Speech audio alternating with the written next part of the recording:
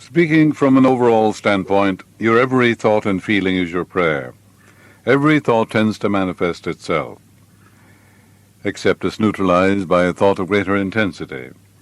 In a specific sense, prayer is conscious contact with the infinite intelligence within you. Prayer must be based upon the spiritual premise that there is a supreme intelligence within us that becomes the thing we desire, to the degree that we accept this as being true. Effective prayer is a sustained, affirmative attitude of mind which results in conviction. Once your desire is completely accepted subconsciously, it works automatically as part of the creative law. The real test of whether or not you have reached a conviction is that your mind accepts the idea completely and cannot conceive of the opposite. You must believe what you want to believe, and when you do, you have really impressed your subconscious mind. Then your subconscious will respond accordingly. There is an infinite intelligence operating in your subconscious mind which responds to your conscious mind, thinking, and imagining. You must come to a definite decision in your conscious mind. You must decide what you want to know, and then trust the deeper mind to answer you. When you turn over your request to your subconscious mind, you should do so with the absolute conviction that it has the know-how of accomplishment, that it will respond to you according to the nature of your request. The Bible says, "Ask, and it shall be given you. Seek, and ye shall find. Knock, and it shall be opened unto you. For every one that asketh receiveth. He that seeketh findeth. To him that knocketh it shall be opened. Or what man is there of you, whom if his son ask bread, will he give him a stone? Or if he ask a fish, will he give him a serpent?" Here the Bible tells you that when you ask for bread, you will not get a stone, but rather the embodiment of your request. Keep on asking, seeking, and knocking until you receive a response from your subconscious mind, the nature of which is responsiveness. Become enthusiastic. Feel and know that there is a solution to every problem, a way out of every dilemma, that there are no incurable conditions. There are people who believe they're incurable, and of course is done unto them as they believe. But with God all things are possible. Here's an illustration of how effective prayer works. A woman in Los Angeles lost a beautiful diamond ring, was quite perturbed for a while. She said to herself, "What is the truth about this ring?" She answered herself this way: "Nothing is lost in infinite mind. The intelligence in my subconscious mind knows where the ring is. It leads me to it." After a few minutes, she had the feeling to go back to the bus stop at Wilshire Boulevard in Lucerne. She found the ring on the street close to the entrance to the bus. Apparently she lost it while getting changed prior to boarding the bus. The truth made her free of worry. To pray effectively, you change your mind to conform to the eternal verities which never change. You do not beg or supplicate or beseech to do so as to attract more lack and limitation, because you're denying that it's already given to you, for God is the giver, and the gift, no matter what you seek, already is, because everything comes forth from the infinite. You simply reorder your mind and align yourself with the truth. Charles Lindbergh knew the value of praying effectively. Almost everyone has read newspaper articles of his famous flight to Paris. He flew across the Atlantic Ocean without co-pilot, radio, or parachute. Guided only by a compass, he fell asleep in the plane. Asleep, he says, with his eyes wide open. Experienced the higher powers of his subconscious mind ruling, governing, and controlling his mind and body, which directed the flight and prodded him to activity when necessary.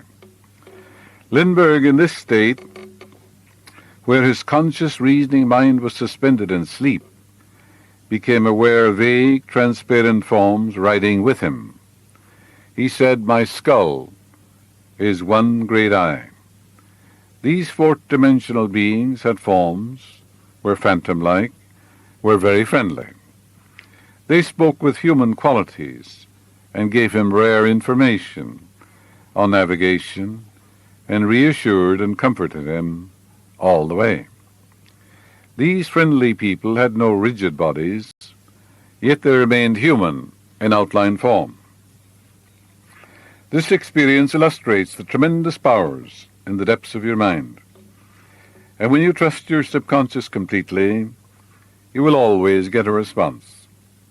Lindbergh was unable to keep his log or focus his attention on the route, yet when he awakened, he sighted Ireland and was only a few miles off his course. This episode in the life of one of the greatest aviators should give you faith and confidence in the wonder-working powers of your deeper mind. If there is discord in your home or office, you can claim that the absolute harmony of the Infinite One reigns supreme in your mind and in that of the other person or persons. Keep up this prayer until the day breaks and the shadows flee away. This prayer, the absolute harmony of the Infinite, animating, sustaining, permeating the entire atmosphere. This prayer will bring results. Rearrange all your thoughts, imagery, and responses on the side of peace and harmony. If you see hatred in the other, practice knowing the divine love dissolves everything unlike itself in the mind and heart of that person, and also in your own mind and heart. This would be effective prayer. What is true of the Infinite is true of you. To know this is the truth which sets you free. If you do not know the answer to a perplexing problem, claim that the wisdom of the Infinite reveals to you the answer. You will receive it. God is the name for that infinite presence and power within you, for the principle of life, and for the way your conscious and subconscious mind works. Where divine love, peace, harmony, and joy live, there is no evil, harm, or sickness. The cure for all your problems is to practice the presence of God, which means to fill your soul with divine love, divine peace, divine power, divine harmony, and divine right action. If you believe in sickness, disease, and failure which distresses you, you will always get the reaction of your own belief. The great truths of the Infinite are available to all men, just the same as the sun shines on the just and the unjust, and the rain falls on the good and the evil. All that is necessary is faith in God. Faith in its true meaning is the practice of the presence of God. You are told a wonderful story in the 8th chapter of Luke about a woman who had an issue of blood for 12 years, probably cancer, and who could not be healed by the physicians of the day. The Bible says she pressed through the multitude and touched the border of his garment and was made whole. In the psychological language of the Bible, this means any man or woman who is sincere and perseveres, pushes his or her way through the many opinions, false beliefs, and fears in his mind, which thwart the healing. When he brushes them all aside and gives himself wholeheartedly to the Infinite, the response comes. The woman in the Bible committed herself completely to the divine presence, trusting the infinite healing presence completely.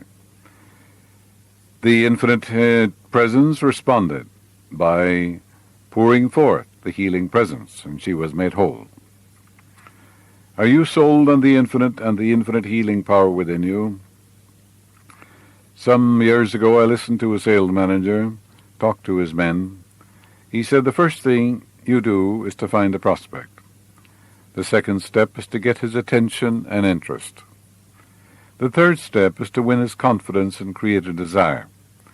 The fourth step is to know that it is done, which closes the sale. Are you sold on the infinite? Do you believe implicitly that God or the infinite intelligence in you can heal you, that your prospect isn't in? It can solve your problems, wipe away all tears, set you on the high road to happiness and freedom and peace of mind. So the second step would be to get attention and interest, wouldn't it? So if you believe implicitly that there is a healing presence within you, you're selling yourself to your higher self. Your higher self is your prospect. Give your attention to the infinite and divine love.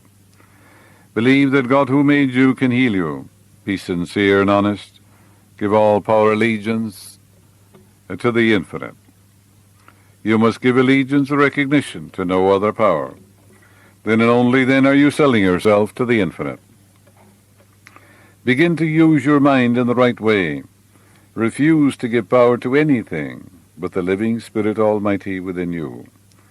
Then you will be like the woman with the issue of blood, who succeeded in pushing her way through the motley crew in her own mind, false beliefs, and touched the presence of the infinite, resulting in an instantaneous healing. So the first step in praying effectively is complete allegiance, devotion, and loyalty to the only presence and power within you. This power created you, it can heal you. Secondly, you must definitely, absolutely, and completely refuse to give power to any external thing or any other power but the infinite. You give no power to the phenomenalistic world or to any person, place, or thing. The third step, whatever the problem, difficulty, or sickness may be, turn away from the problem and affirm feelingly and knowingly, God is, and this infinite healing presence flows through me now, vitalizing, energizing, healing my whole being. Infinite love flows through me as right action and divine freedom. The fourth step is to give thanks for the happy solution. Rejoice and say, Father, I thank Thee for the perfect answer.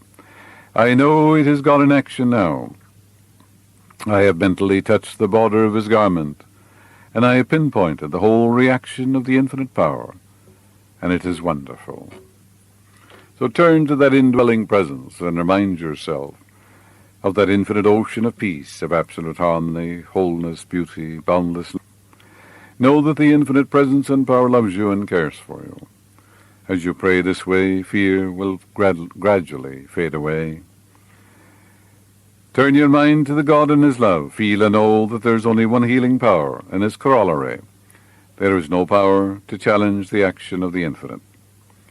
Quietly and lovingly affirm that the uplifting, healing, strengthening power of the healing presence is flowing through you, making you every whit whole. Know and feel that the harmony, beauty, and life of the infinite are made manifest in you as strength, as peace, as vitality, beauty, wholeness, and right action. If you pray about a heart condition, do not think of the organ as diseased, as this would not be spiritual thinking. Thoughts are things.